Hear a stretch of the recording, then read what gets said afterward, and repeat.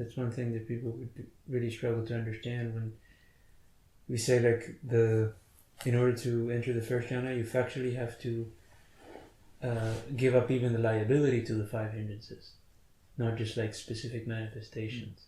Because then it would sound like, also you're saying you have to basically become an arhat in order to enter the first jhana. But the thing is, the liability to the hindrances is factually gone at that time, whether you like it or not. But that doesn't mean that they will not come back. Because if you incline the mind, if you give in to the things that at that time don't feel like they're a problem, the hindrances will return.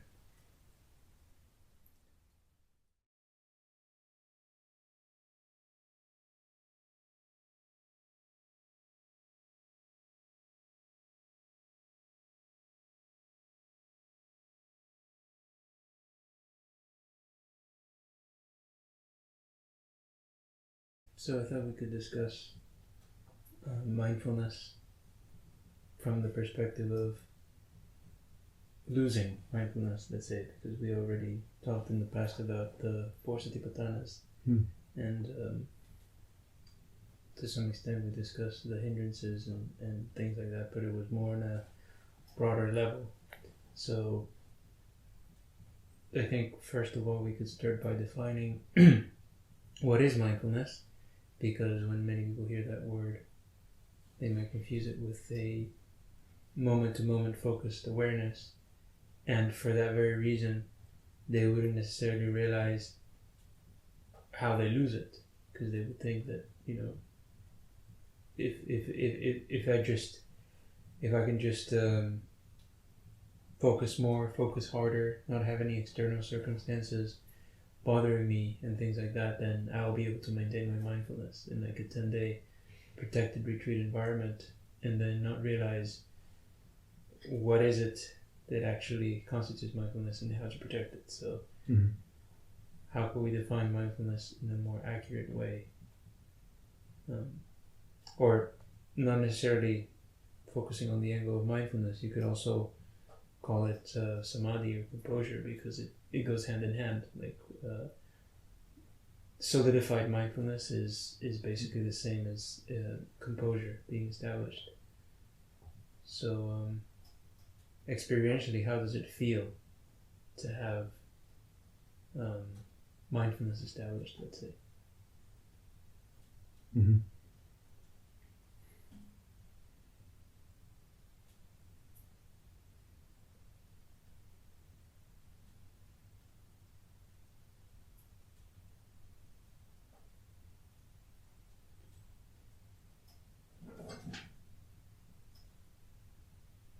Still, calm. That's a result of the mindfulness. Because you can be still or calm actually due to lack of mindfulness as well. Yes. Having a perspective upon the situation. Yeah. That would be one way. But is that perspective something that you are kind of actively maintaining? Well, the right mindfulness is based on understanding what is already there, given. And so the mindfulness is the recollection or the remembering of those aspects of your experience that have to be there already. And so those things you don't need to maintain.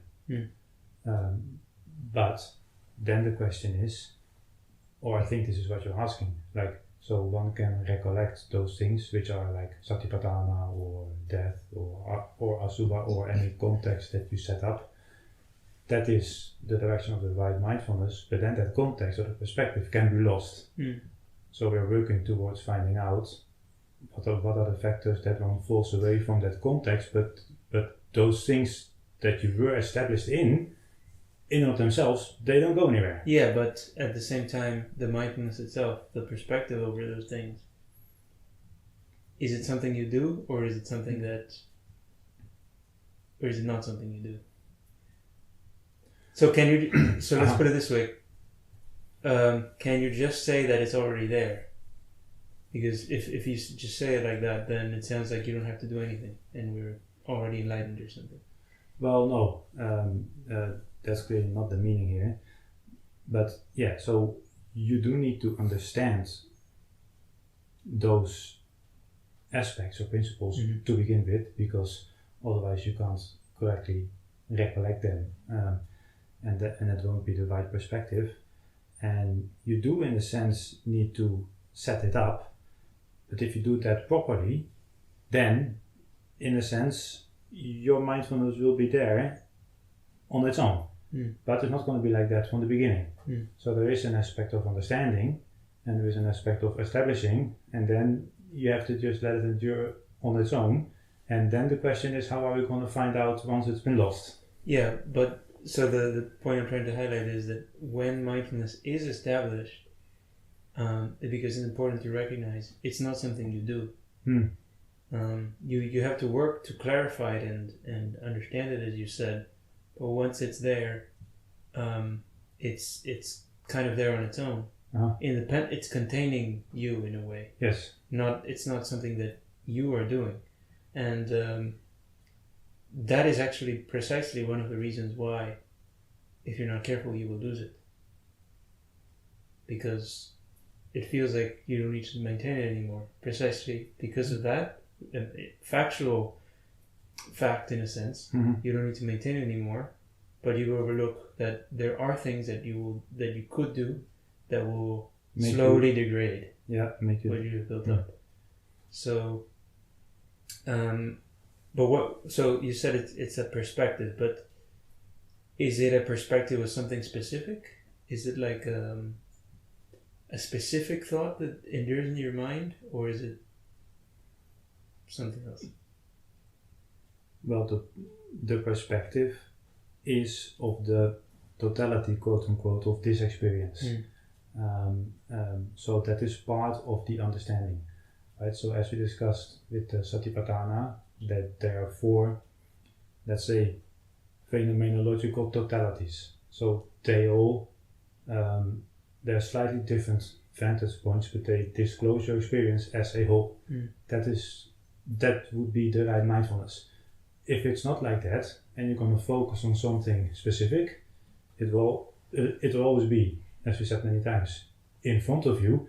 Then you try to focus on that very hard, and then the whole question of distraction comes in. Like, there's going to be a conflict between looking at that glass and a particular thought arising, and I feel I need to suppress it because I want to focus on the thing there. And then all of that comes along, which actually has nothing really to do with what we're talking about now. So assuming that wrong direction is out of the way, then the mindfulness is about understanding this situation as a whole. Yeah, but is there a specific? Is it that the mindfulness it has a specific theme tied to it, or is it something that's not linked to a specific theme? Like if you choose to develop mindfulness of feelings, is it that just feelings is what comes up for your perspective only, and then if you want to be mindful of something else, you have to change your object? Is that how it works? Or well, no. Well, if you have discerned feeling on that most general level, then your mindfulness can be there. Like there will be mindfulness of feeling, and then within that all sorts of other things can take place, but that will not be in conflict with being mindful of that general feeling. Because so what I'm pointing at is mindfulness is kind of it's a quality in and of itself, and it's not defined by, it's just the broadening of perspective. Mindfulness, you could say, is the broadening of perspective, and it doesn't matter whether that broadening of perspective is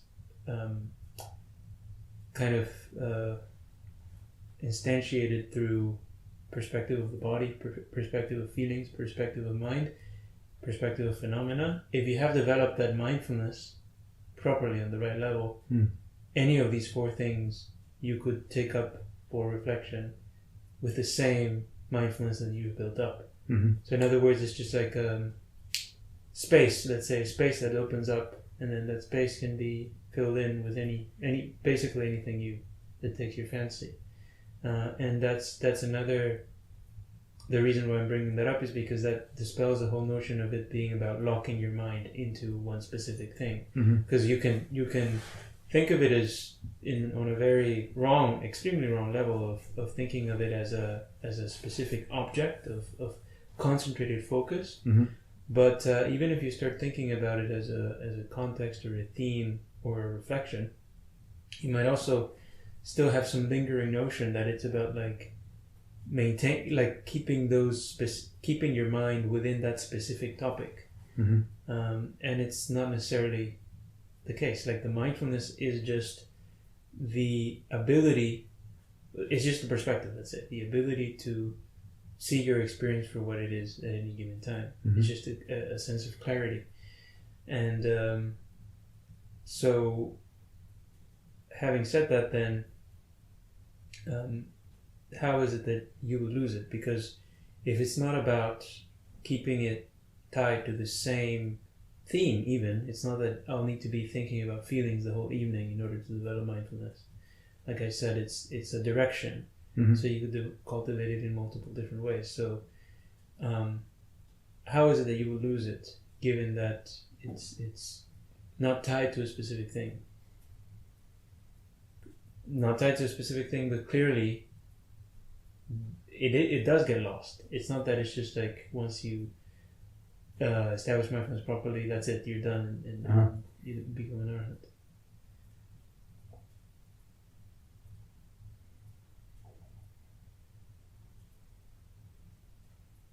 Any ideas, anyone? By accepting delight and entertaining that relief that other sensuality or, let's say, doubt, for example, would present you with. So generally it would begin with like subtler things or like minor things, but then each time you kind of prioritize that relief, you are basically sliding away. And why does it present itself as relief if you're kind of already clear about the fact that that's not where relief comes from? Why would you still give in? If the mindfulness, it's clear, I know that this is, to a certain extent, you might already be experiencing the right type of relief, of giving up, of perspective, of dispassion. Why is it still? Why would you still accept? Yeah. Well, because of the habit. Okay, that's on a broader scale, but at that moment, like, what is it that makes you... pain. Discomfort. But if you're seeing that discomfort as not yours, as something that arose on its own because your mindfulness is established, then why would you still do that? I don't think you would. If you saw it the way it's described. Okay, but what I'm saying, you could have the clarity that, oh, this has arisen on its own, this is not mine, this is impermanent, and all this stuff, and yet you would give it. Because you wouldn't see the danger. Sure, but like the thing is, like we said before, the mindfulness is not even something that you actively do. So in a way, the clarity that it is dangerous, that it is impermanent, that it is suffering, that it is not yours, that clarity would be enduring there, even like regardless of what you do, even if you don't actively think about, oh, this is dangerous. You know that it's dangerous because the mindfulness is established on that peripheral level. So, given that that's despite the fact that that's there, you would give in. Why?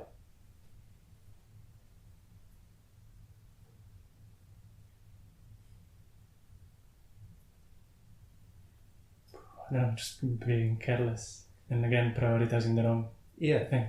That's as close as you can get. It's just carelessness.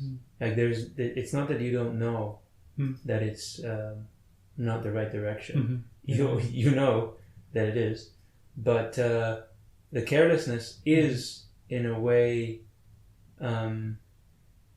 by putting the wrong emphasis on because see, you could take it either way. You would take it as when you have that clarity and it feels like everything is you see things as they are, as the Buddha would say. It can feel as if, okay, so it doesn't matter what I do then, because this clarity is going to be there anyway.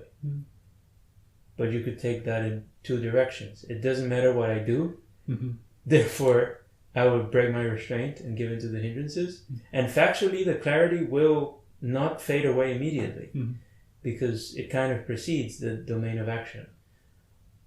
Or you could take it the other way and say, well, it doesn't matter what I do, so let me not do it. Let me not give in.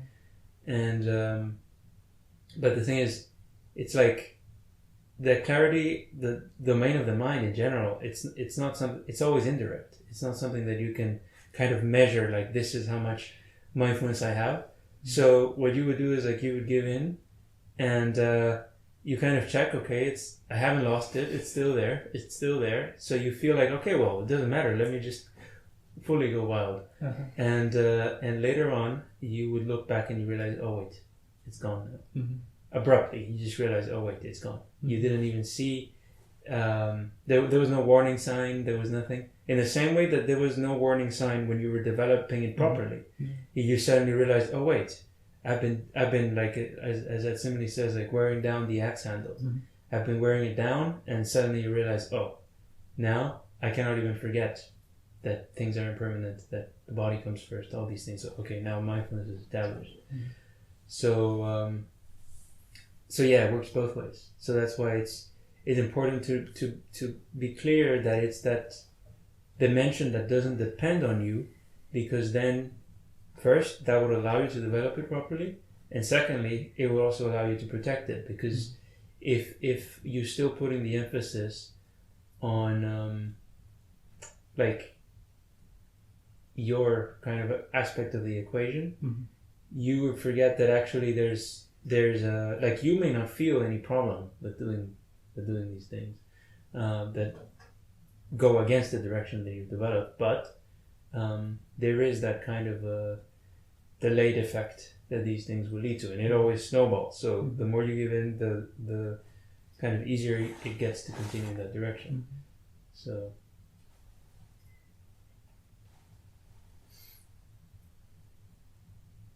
and what is it that you would give into specifically?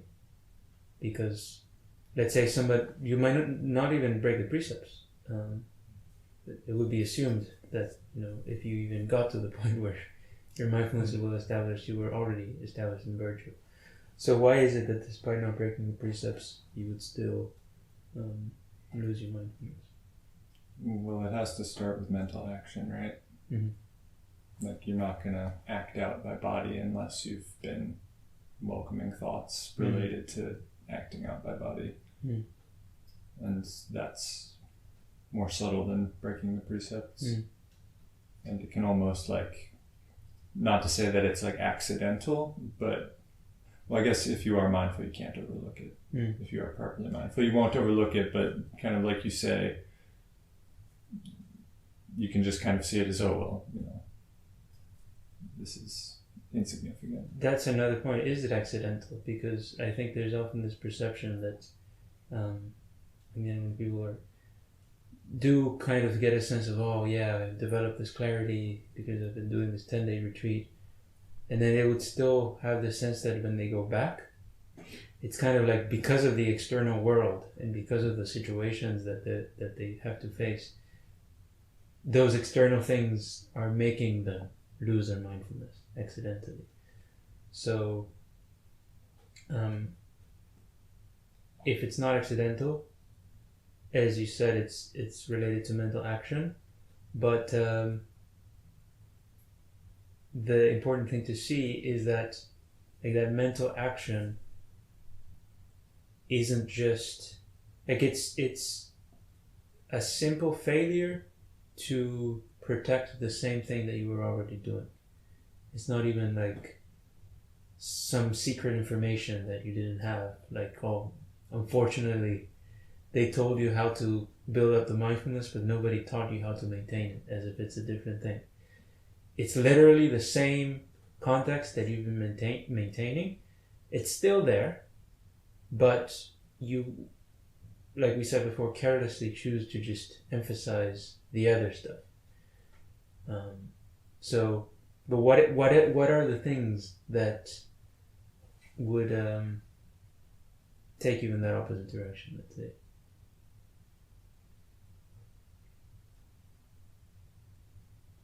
Distraction, Mm-hmm. company, Mm-hmm. work. Yeah, okay, those are kind of the external things, but Mm. as we said, mentally, even before you give in by body and speech. Hindrances. Yeah, exactly, because hindrances, as you read in the suttas, it's a weakeners of wisdom, or like they constrict the mind, and that constriction is 100% exactly the opposite direction of the broader perspective that mindfulness is.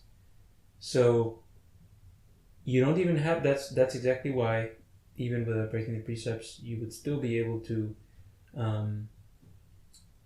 emphasize the wrong direction and pretty much willingly wear away your mindfulness, because restlessness, doubt, like let's say you develop some clarity about some aspect of Dhamma, and you saw that, what the Dhamma, the practice is to not act out of painful feelings. But before that was just theory, that was just information. Now you're seeing it on that experiential level, you have that clarity developed.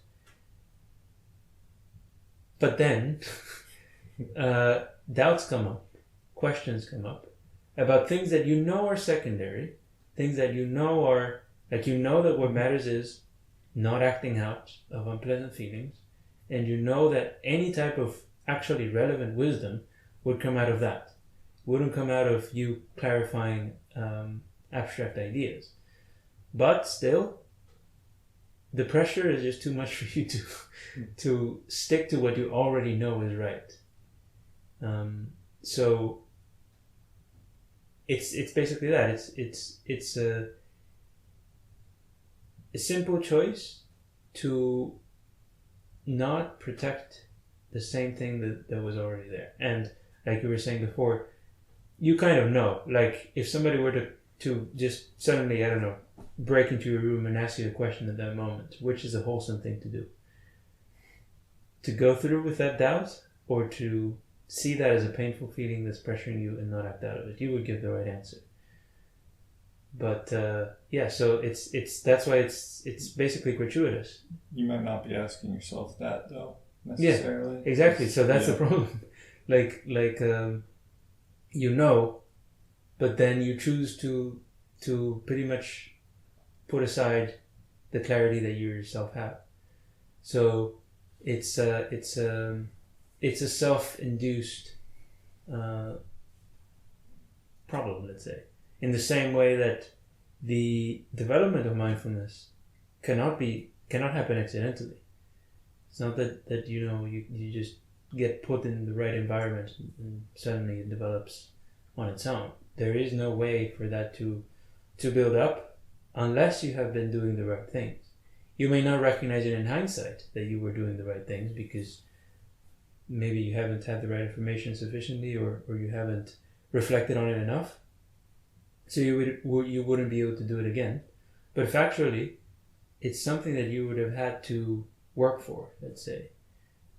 Because the direction of pressure, the direction of hindrances, is like nobody will accidentally stop giving into that, because every reward that anybody can conceivably know of lies in that direction, lies in the direction of acting out. So without faith, without some degree of, let's say, higher motivation, there's no way that you can just endure that pain and maintain the clarity of feelings, the body, all the things this is talked about.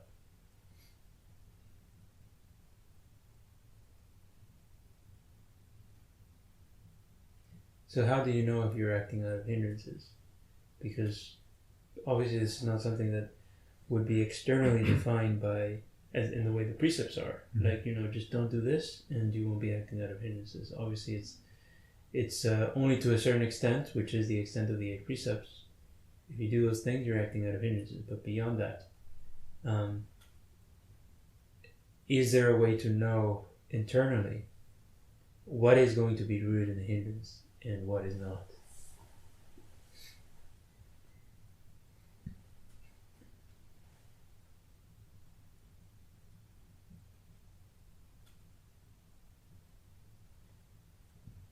Well, you could check whether that perspective is established that we've been talking about. Since it's since it's the opposite direction, and the clarity there in that perspective, and what you're being presented with, whether that is also included. Well, but it is going to be included because that's how mindfulness works. Like when it's there, everything is included. So how would you be able to know that this action that's being presented to you right now by your own mind, that it's going to take you away from this clarity? In other words, that it's a hindrance. Even if you don't, because it's you don't even need to use classify it into, it's this type of hindrance, it's that type of hindrance. You will be able to just directly see this is the opposite direction of what I've cultivated. So how would you know?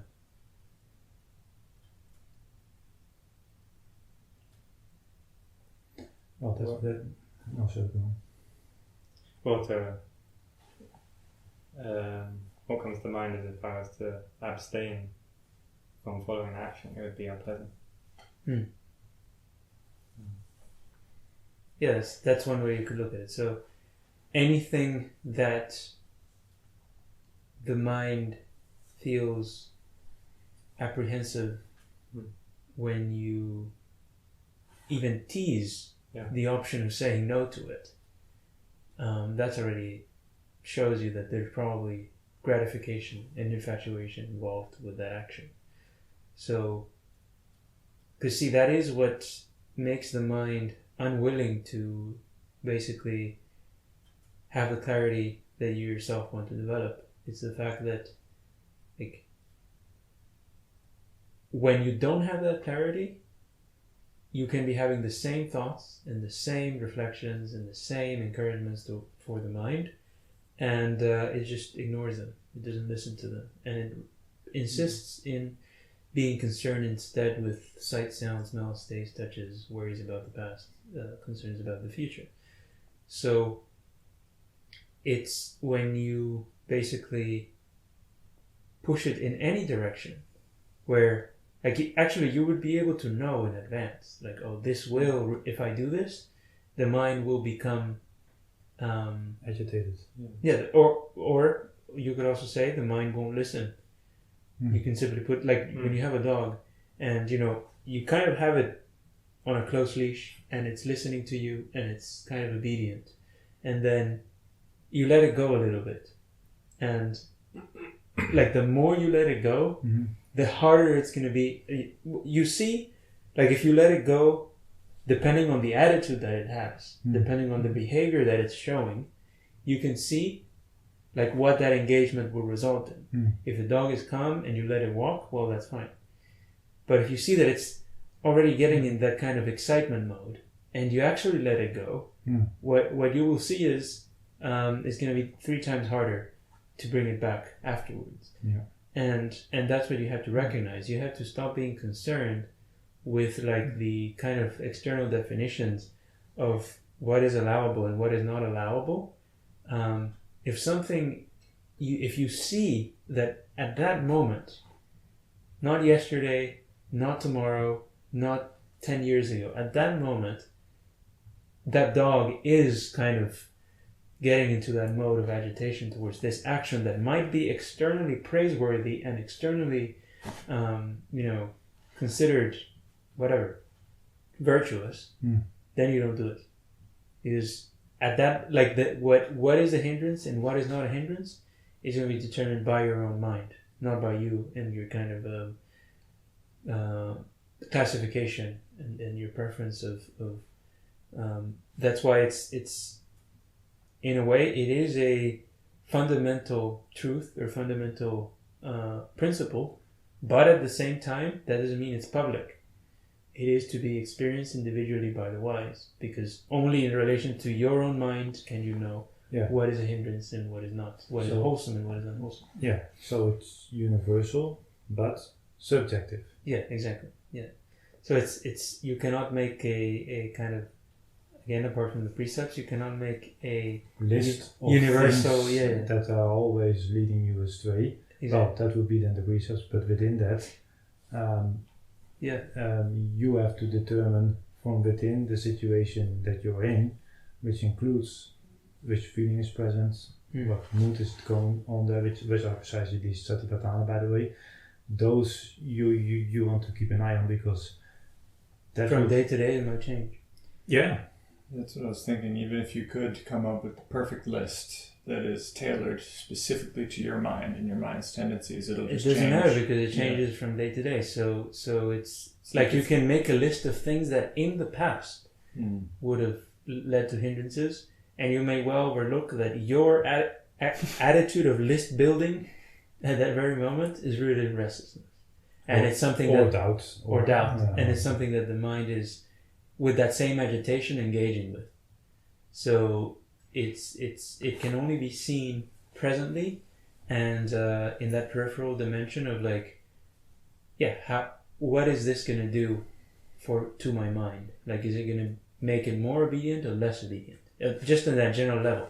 You don't even have to think in terms of like, how does this action relate to, the body or feelings or something like that? No, is this animal going to listen to me less and be concerned with the world as a result of me letting it do this? And even if those things that it's concerned with are not as bad as the things that you let go through the precepts, let's say, it's still the fact that it is going to become disobedient, that is bad in and of itself.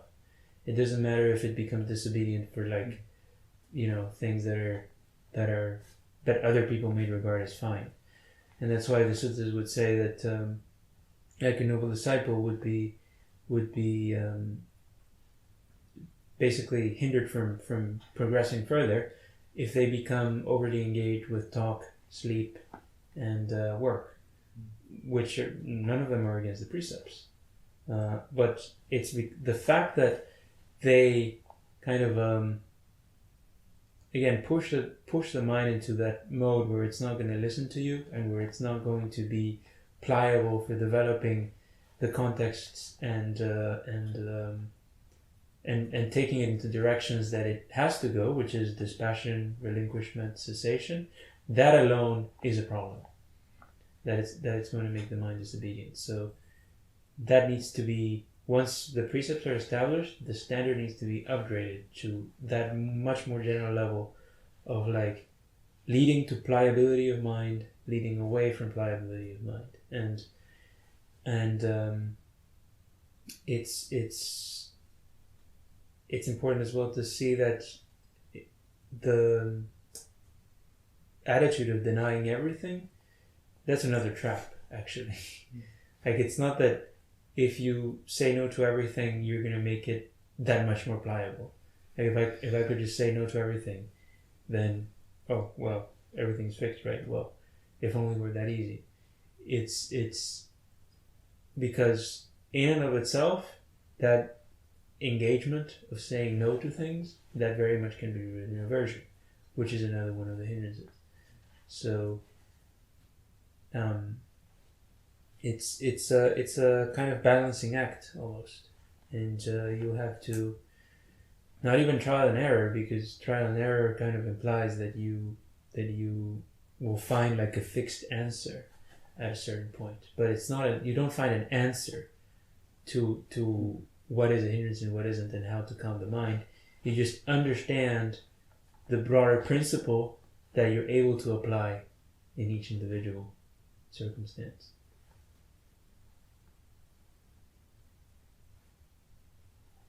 as if that training of the mind, or making it more pliable, as we're saying, is that only discerned through, does that have to be discerned through feeling? So it's not like I can just think about it abstractly. Pliability is. That has to be, to know what choice to make has to be felt. Mm-hmm. Is that the Basically, you have to feel it, quote unquote, at that moment. You have to feel, because that's the thing. The mind is it's not something that you would be able to overlook, or let's say you would certainly be able to overlook it, but it's not something that can be actually absent from your experience. It is there. It's just that if you don't look in that direction, it's just a simple kind of glimpse of how is the mind kind of reacting to this, or what kind of disposition or behavior is it showing when it looks in that direction. And it's that feeling that's felt at that moment.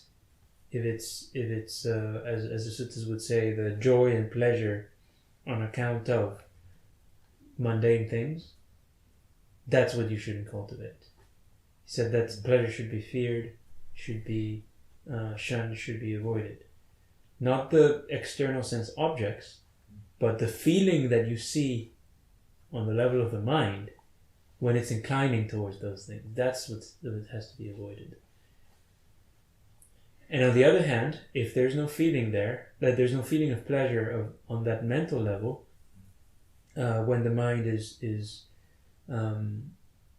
let's say, I don't know, the classic example, it wants to go for a walk, but there's no kind of obsessive sense of pleasure associated with it. You don't really care that much if you don't do it either.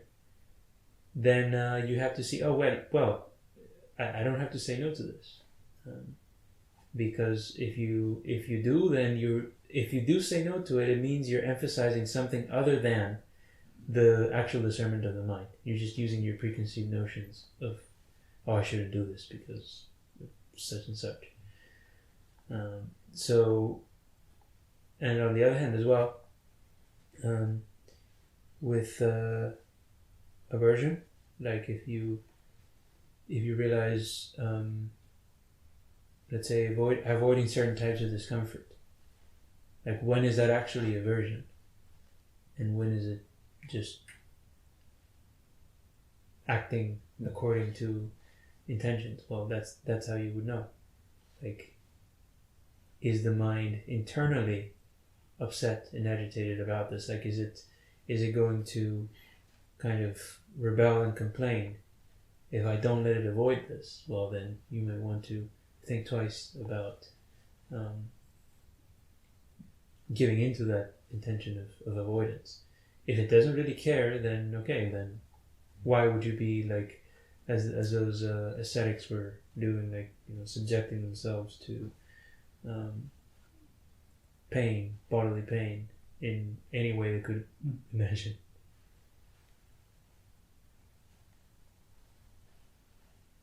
It's kind of like thinking you can train a dog. When it does something wrong, you hit it, but then it's not doing anything wrong, and you think, well, might as well hit it. It will make it more obedient. Yeah, exactly. Yeah, but you ain't just confusing the dog. Well, it will fear you, but you won't go, not for the right reasons. Yeah, but now you won't be obedient, it just won't go anywhere, so to say, even where you would want it to go.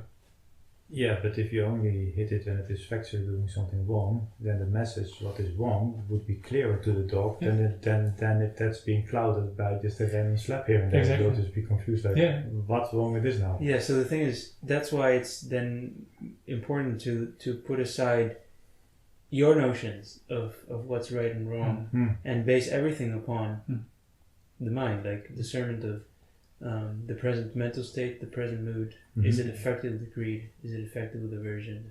Is it affected with delusion?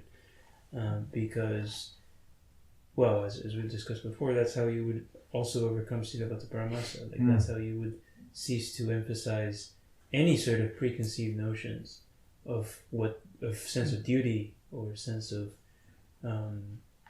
like being needing to adhere to some kind of external standard of behavior, and instead everything would be automatically oriented by that vision of how is the mind inclining in relation to this action at this moment, not in an abstract sense.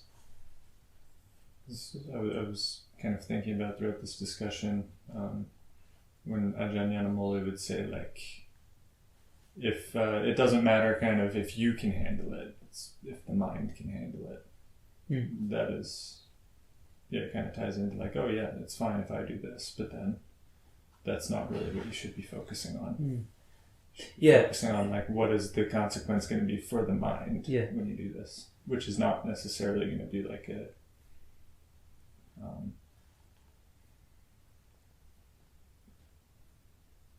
what am I trying to say here? It's not going to be as well within your control. like we said just now, the greater issue comes from the fact that the mind, if it's factually developed some degree of perspective, you may not even feel the pain right away, and because factually the mind becomes immovable. So then you will realize only afterwards, like when the I'm sitting in this pit of burning coals again. So but that's the thing, you can see already, even before you go through with it, you factually can see that is where the mind will end up.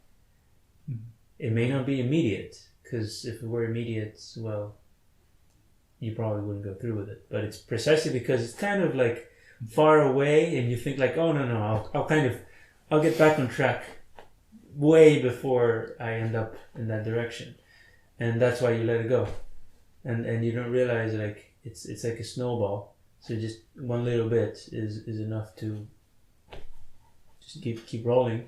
You could stop yourself factually, but why? Who in the right mind would like start exciting a dog that's twice heavier than them to want to go in the opposite direction where they want them to be in? Even if they can't stop it, why would they risk being dragged to where they don't want to go?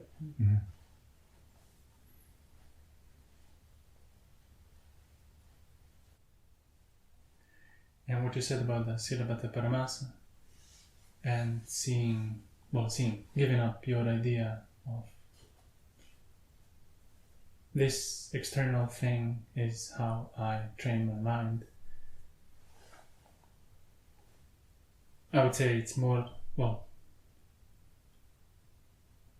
so than giving up what you think is this external thing that you are doing. Is more about questioning what you think external means.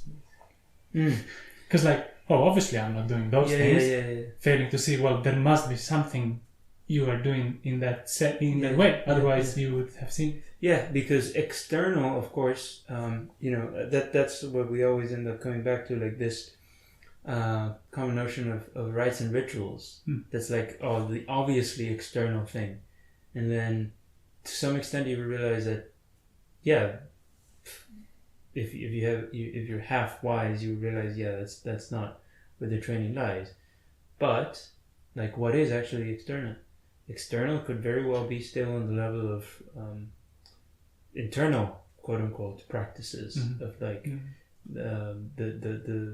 the ways that you think you need to be reflecting or contemplating or whatever, or the ways that you think you should be watching your intentions or directing the mind like this or directing the mind like that. All of that would be made external if you don't see the actual inclination of the mind at that moment. Yeah, so like you might have a sense of duty, for example, built up in the course of your life, and now you are in a situation where nothing properly external is insisting that you should perform that duty, but you still do it because you regard it as duty. Yeah. But even on a more accurate level, even if externally you're not, it's not nothing that anybody else can see. It's fully mental. Yes. And it would still be an external silabata. It would be an external sense of duty of, could be anything, could be, I don't know, reflecting on death, or every day I have to be, reflecting on the drawbacks of sensuality. Yeah, every single day. And those things are, you see, you're not even seeing, like, how is the mind inclining? Is it actually working? Where is it taking me? You just take on this kind of repetitive performance of a certain thing. And then you get sick for half a week or for a week, and you can't do your particular exercises, and then you feel that you are not fulfilling your duty as a monk. And then that becomes unpleasant. And so the whole thing just goes downhill, because from the start was already wrong. So you have to see on the acute, internal, presently arisen level, as you have to use that as a standard for what needs to be done and what doesn't need to be done. And then you would realize it works both ways. It works both in the sense that sometimes you might be overdoing it. Like sometimes you might be, the mind is already in the direction of, clarity and context, but you keep pushing it and prodding it with these reflections that already serve their purpose. And which would be like, well, that would then become hindrance of restlessness, for example. You just don't know when it's okay. Or it could work the other way around as well, that you think, like often with the kind of idea that meditation is like this session that you do during the day. So it will work both ways. So during the session, you think that you have to be focusing every moment. You don't realize like when the mind is factually already clear about the context, you don't need to keep repeating it anymore. And also you would think that when the session ends, that you can just do whatever you want. Failing to see that actually, no, the mind, you can't press pause on the mind. No, but I've done my duty. I've done my hour in the morning, and I've done my puja in the evening. So what happens during the rest of the day doesn't matter. Exactly. And if you do 2 hours in the morning, then for the rest of the day you're fine. So at any given time, you will have to be clear about this, and this very reflection might become mechanical at some point. The reflection of where the intention is and how the mind is inclining towards things, that will become your external practice at some point. But you always have a chance, if you have been keeping the virtue, if you have been keeping the sense restraint, and you know that you have to be self-honest, at some point it will land on you that, oh wait, I'm doing this now with this same external sense of duty. And then you would see, oh, okay, so that's where the mind is inclining. It wasn't like everything else that I was assuming to be the inclination of the mind was secondary. It was this very pressure that was directing me to do this. That's where it was. Well, that's kind of the thing. It's kind of the ironic bit is all of those things that you will be doing wrongly to address the issue, you are doing precisely so as not to address the issue. You so as to ignore the state of the mind that's right there. Because see, not acting out of restlessness is painful, and so that's what you're doing right then and there. And sure, you might, if somebody asks you would, oh, what am I doing? I'm trying to not act out of the hindrances. But what the mind says it's doing and what it's actually doing is two different things. And you need to be able to discern the latter and not go by just what the mind what you initially, when you ask yourself, what am I doing? The first answer that comes, that's not actually the intention. When we talk about reflecting on intentions, I think we clarified that before, that usually you might think it's like the reasoning behind, like the explanation behind this action. But no, you would be more accurate to say like, what would happen if I just stop this? That's where that kind of reflection would indirectly reveal what present inclination there is, what happens if I don't do it? And that's what would determine the extent of mindfulness as well. When you realize, oh, whether I do it or don't do it, it doesn't matter. The clarity is there. And then you need to protect it. Then, if it's, in the direction of sensuality, in the direction of aversion, even if at that moment it won't be the intense aversion that you, or intense sensuality that you gave up initially, you have to realize, well, but even a little bit is going to start taking me back to where I worked so hard to get away from, so why would I go back there? And that now becomes the way, another way for you to strengthen the mindfulness even more. So just simply by abstaining from those actions, the perspective will grow even stronger, basically.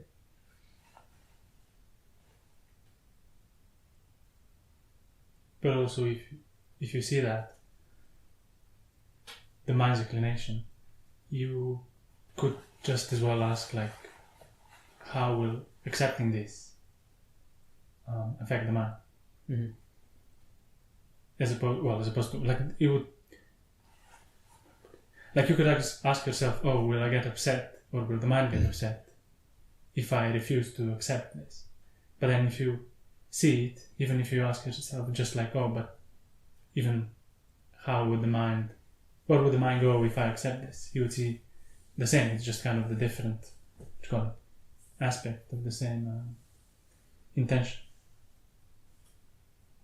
Sorry, I don't. Well, the mind would present some option,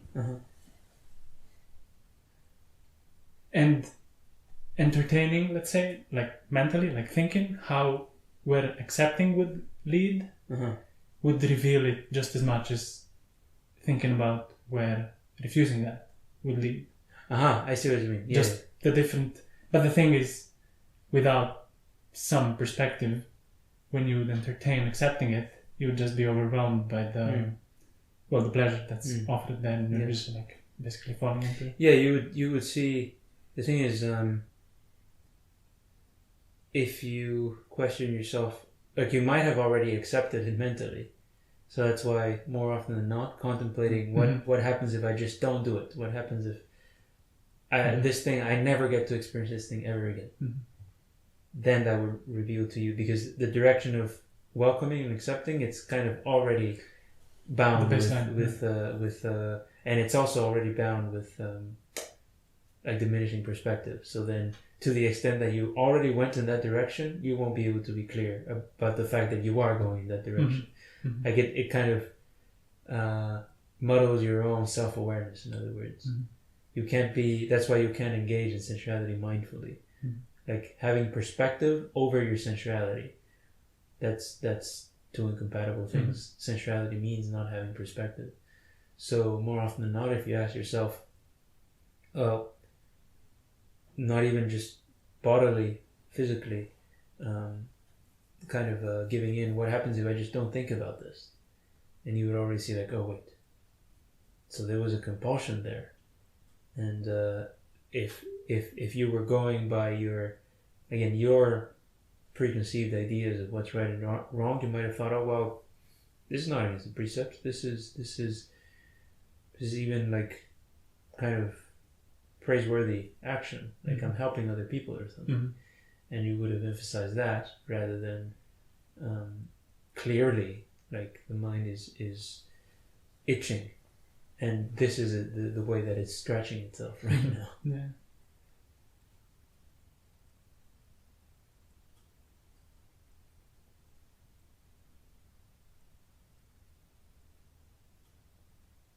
But yeah, like, when you have inclinations of, like, overly denying things, like with kind of self-mortification, and you ask yourself, like, oh, so what would happen if I stopped doing these ascetic practices?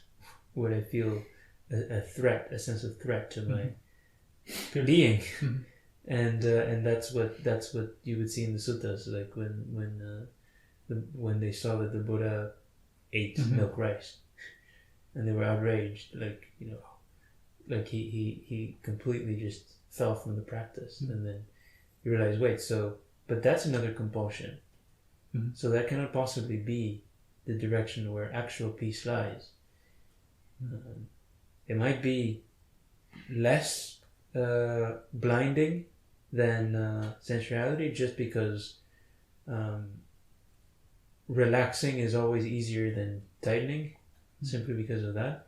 But to the extent that the mind is to the extent that there's concern, to the extent that there's need, to the extent that there's dependence, it's a problem, and it's not what Nibbana is. So you would realize, oh, if I cannot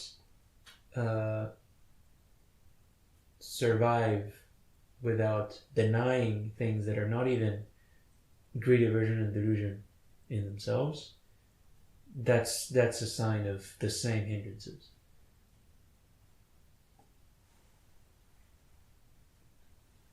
Would this also apply to when the mind starts to leap up at renunciation, as it says in the suttas? That's sort of it doesn't at first, but eventually, as one progresses, and it sees it as pleasant. But then it's about how close, refining that renunciation. So it's not just this kind of, I'm just going to give things up for the sake of them, for the sake of, like, okay, well, I'm not going to just eat with a spoon anymore. Just give in to that pressure along the same lines. If it's at the actual renunciation on that level, you would see that it's, if you renounce the external things, it would be coming from the other direction. It would be coming from the direction of seeing how that will affect the mind. You won't be giving things up just because you heard that there was this great monk who also did or also gave these things up. You would see directly, for this mind, giving this up is going to lead to more wholesome states. But that's not usually what people do. They do it they have the inspiration to give things up, which is good, but then they judge what has to be given up by all sorts of external criteria. It sounds silly, but generally it often is like, oh, I heard that there was such and such and that's what he did, so let me do it too.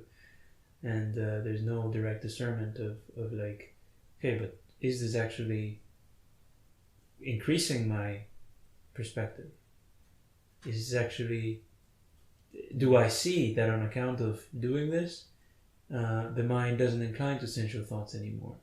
Or am I just like occupying myself with this other stuff, and that's why the sensual thoughts don't arise anymore?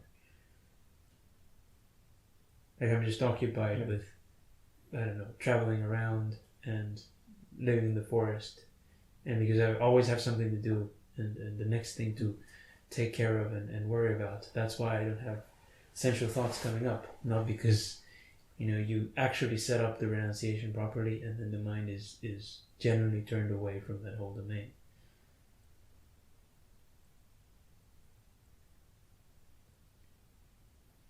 Yeah, so in connection with this, can you be hindered by just one hindrance? Like sometimes people ask these questions like, what's your dominant hindrance? Having the impression like, okay, so all the other four hindrances, I'm sort of, that's just this one. Would that be an accurate discernment?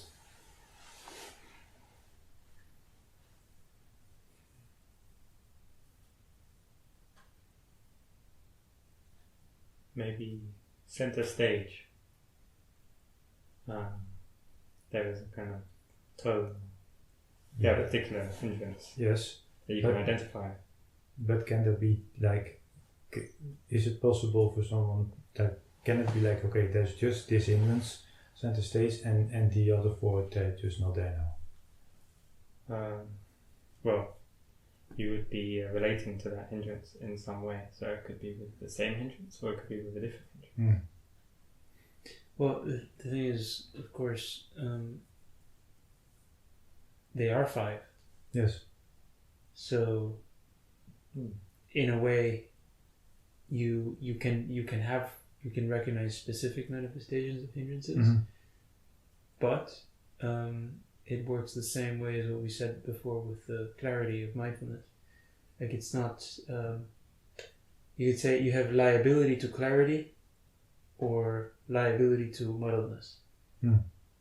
Like inclination towards clarity or inclination towards muddleness. And inclination towards clarity is the opposite of hindrances. Mm. Therefore, it doesn't matter what specifically that clarity is directed towards. The point is, there is the broader sense of clarity there, Mm. and the same with the hindrances. It doesn't matter which one of them specifically, or at least a determining factor is not going to be which one of them is there. Exactly. It's the fact that you're liable Mm-hmm. to have. Well, that you're effectively hindered. Yeah. Mm. So then, whichever, like, for someone who gives into sensuality, if bad things happen to them, they will be that much more prone to get angry. Mm-hmm. If, there is some sort of threat to something that they value, they will be that much, of course, because that's what sensuality is, valuing and being attached to things. There will be that much more of a liability to be worried and concerned about it. Mm-hmm. And they don't have the stimulation that they're used to, then the whole laziness and Mm-hmm. sloth and torpor comes up. So you would see the same works the other way around. Like when somebody has been giving into aversion and or even sadness, depression, and all these things. What is it that they look for? What is it that they look for to uplift their mood? It's sensuality. Mm. Which is where the mood went down. To begin with, I won't agree. Yeah. And if you've been giving into doubts and concerns and worries, the same thing happens. Like the first promise of peace that you're going to see is, oh, let me just find some pleasant sense object to engage with to calm the mind down. Mm. And that's not the type of calmness that you want. Uh-huh. Yeah, because you keep yourself within the hindrances. Yeah. That way. Well, that's the thing. You kind of pushing away the specific manifestation by doing this action. Like, so momentarily it might cover it up, but the overall liability is being increased as a result of you giving in. So next thing comes up, you get bored of whatever pleasant object that was, and you will find, oh wait, actually I didn't solve the problem. Yeah, boredom is also on the level of the hindrance of restlessness. Oh yeah, boredom. Like, what would happen if, I think I said that before, what would happen if you're thrown into solitary confinement after you've been indulging in sensuality and distractions for a whole day? And how will that compare to when you haven't, when you have been restrained? You would see the boredom would hit you way, way harder if you've, because it's exactly like abruptly cutting off the like a train that's been moving in I don't know 200 miles per hour and suddenly stopping it. So that boredom would almost not even manifest, it would just be like restlessness, like you would still have to calm down from your sensual engagement and only then. Well, yeah, but the boredom, whichever way you take it, whether it's restlessness, whether it's going to be boredom, the whole point is you're going to be liable to it. Precisely because of the sensuality. Even though you might see it as a completely separate thing, you may not even see the connection. No, that was precisely what I was trying to get at. So the whole idea that you can just be like hindered by one hindrance and which is unrelated to the other four, that's quite a wrong understanding of the hindrance.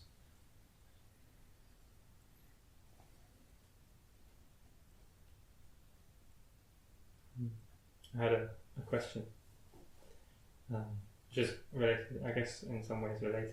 It was about contentment, and so developing contentment would help to unhinder one.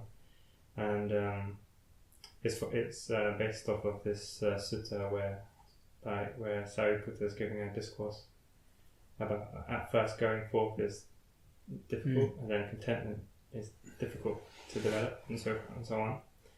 And so I was wondering maybe what this contentment that Sariputta is referring to is, so maybe it could be elaborated on.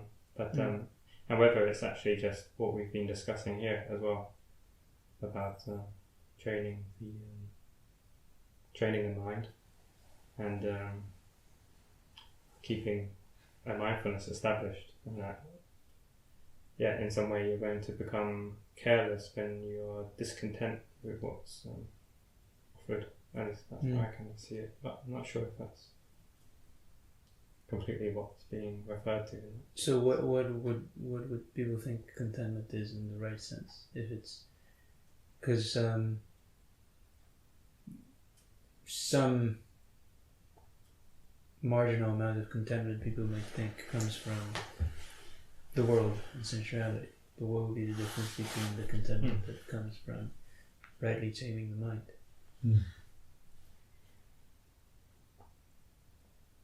And what would be the difference as well?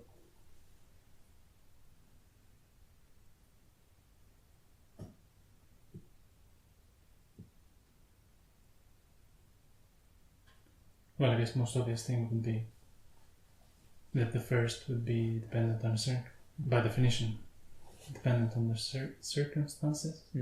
So you'd recognize, if this is taken away, or burns down, or dies, how would I be left then?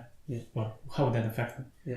Whereas the other one would basically, be completely independent of all of that by definition. So it's independent of external circumstances, of course. Anybody who is inclined towards spirituality would recognize it as a good thing. But it has to ultimately be independent from internal circumstances as well. From deterioration of your own faculties, from arising of pressure on a mental level, because that's another circumstance, independent of unpleasant feelings, independent of unpleasant moods, independent of whatever mental things can come up regardless of your wish for them not to come up. So when contentment depends on having a certain feeling for that matter, that's not the right type of contentment, because pleasant feeling is impermanent, as the Buddha said. So the right type of contentment is when it doesn't even matter when you feel displeasure. That's the only one that will survive everything, basically. And the when that's what it says, that it's difficult to find contentment. Well, it's because the contentment that you have to find lies precisely in the direction that initially will be felt as discontent. Like giving up acting out of pressure, even though you've already gone forth, as the sutta says, like you already went forth, but despite going forth, you still haven't arrived at contentment. So, because sometimes people might think like, if I just become a monk and just give up everything up, I'll be happy with nothing, or something like that. But it's way more subtle than that, because you still will have the tendency to internally act out of pressure and seek the contentment on the level of managing your feelings, again, like doing things that to get rid of pain. And for as long as that remains your hope of achieving contentment, fundamentally, externally you might be more restrained, but internally you still maintain the same principle, which ironically is what makes you discontent. The need to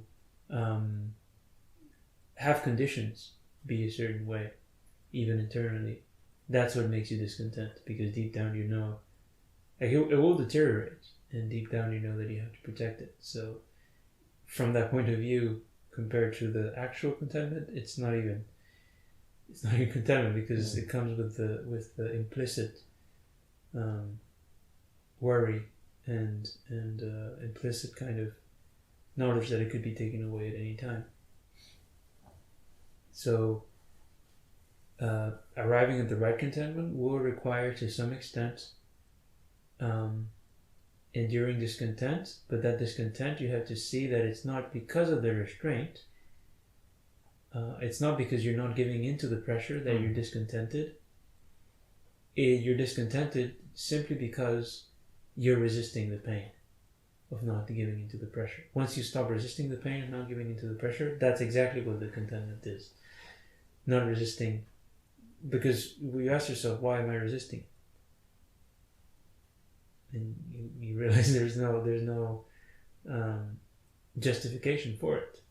So if you give that up, which of course sounds easier than it actually is, you realize, oh yeah, I was discontent because I myself was making myself so, through my own wrong way of attending things, basically. Still implying to some extent that I need to find a solution to this pain, whereas the attitude of needing to find a solution is the reason why the pain is a problem in the first place.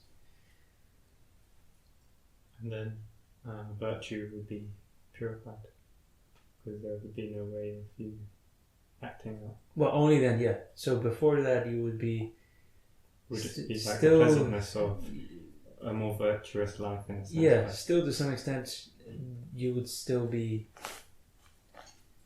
valuing, certainly, the things of the world. Like you would be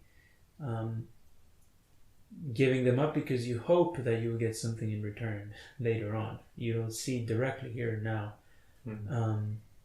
As the Buddha said, sensuality takes time, but the Dhamma is presently evident. And you wouldn't see in that presently evident sense why giving these things up is already better.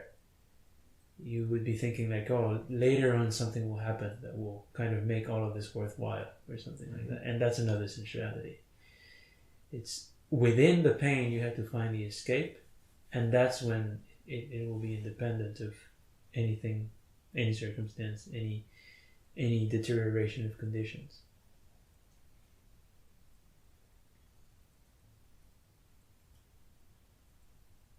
And I think then the sutta says, once you do find contentment, then it wouldn't take long.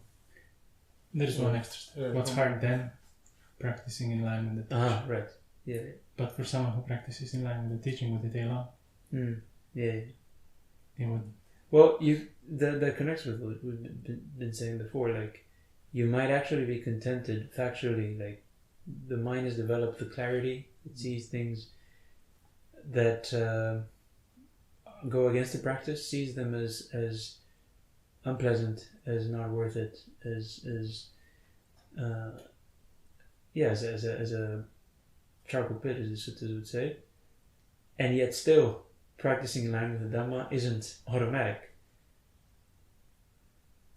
It's not a guarantee. It doesn't follow that just because you're contented, you would automatically practice in line with the Dhamma, which sounds kind of counterintuitive, but factually that's how it is. Like, there's that sutta where it says a monk might enter the first jhana, and somebody might think, oh, he will never go back to sensual pleasures. And then the Buddha gives a simile. It's like when, when it's been really dry, and then dust starts accumulating, and then it rains, and then somebody thinks, oh, this dust will never come back, and it goes all the way to the fourth jhana, and it's that is the factual most accurate contentment that you could arrive at, and yet it says, but even then, after achieving that, somebody might even disrobe, and the monk in that sutta, that's exactly what he did. Now, of course, that doesn't mean that the contentment that we're referring to, like factually, it has to be outside of sensuality. Most of the time, what people would call jhana isn't actually outside of sensuality, so that's even deeper problem there. But even if you reach the real deal, the mind is still, in a way, precisely because of you having reached that greater perspective, you might disregard everything else that you had to do in order to arrive at it, because it feels like, oh, well, the mind is, as that sutta says, the elephant that's now invincible in battle, that can take everything, like swords, spears, and everything without reacting. And so you send it into battle, but it wasn't actually ready, and then it dies. So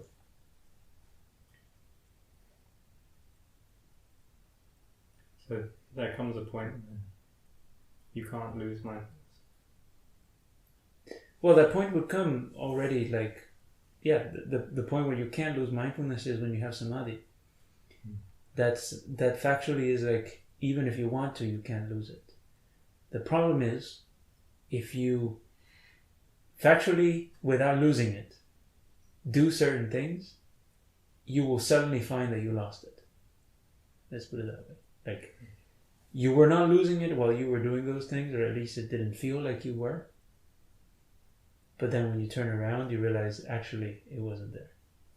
That's how it works, because it's that indirect dimension. It's that indirect kind of,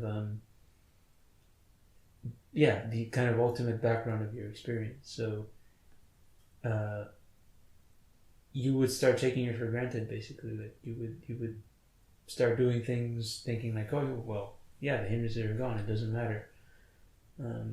But it's that gradual kind of inclining, as the Buddha would say. What you incline, what you frequently think and ponder about, that's what the mind inclines to.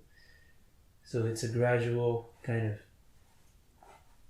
bit by bit pushing it back in that direction, and then you will find, oh, actually it is, now it's more on that side than the right side that I had it in initially.